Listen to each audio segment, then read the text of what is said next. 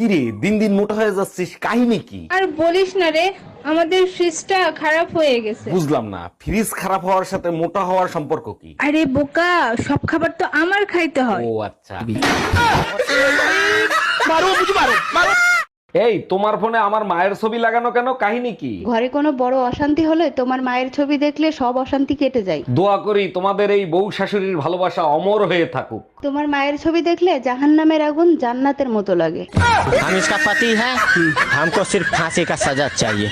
Happy birthday কাজল, চলো 2 minute নীরবতা পালন করি। তোমার কি মাথা খারাপ হয়েছে? মানুষ শোক সংবাদ শুনলে নীরবতা পালন করে। তোমার জন্মই তো হয়েছে অশান্তি করার জন্য, ওটা শোক সংবাদের থেকেও খারাপ। শোক পালন ঠিকই করব, আজ আমার জন্মদিনে তোর মরণ দিন হবে।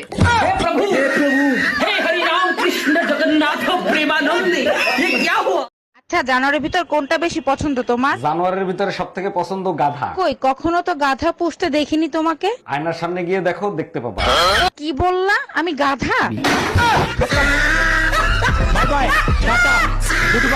মুই ছেসরা চোর দেখছি, তোর মতো ছেসরা চোর আর দেখিনি। দেখ মোরে আর যাই কও, ছেঁচড়া চোর কবি না। আরে হালার ফালাই, এক দোকানে কেউ 3 বের চুরি করতে যায়, চুরি তো বেড়া মুই একবারই করতে গেছিলাম। আর 2 বের কি করতে গেছিলি? বোর শাড়ির কালার পছন্দ নাই, তাই মুই কি করবি?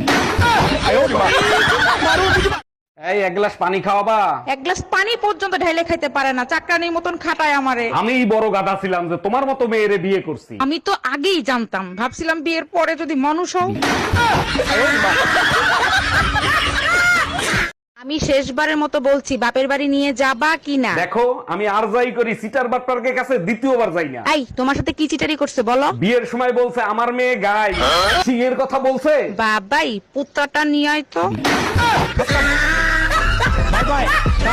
পুরুষ মানুষগুলো মানুষের জাতো না, বইয়ের আত্মীয় স্বজন চোখে দেখতে পারে না। দেখো সব পুরুষের সাথে আমারে মিলাবা না, আমি কিন্তু তোমার 3টা আত্মীয় স্বজনকে বেশি ভালোবাসি। বলো কি, তাই নাকি? তা কে কে শুনি? তোমার শ্বশুর, তোমার শাশুড়ি আর তোমার ননদ।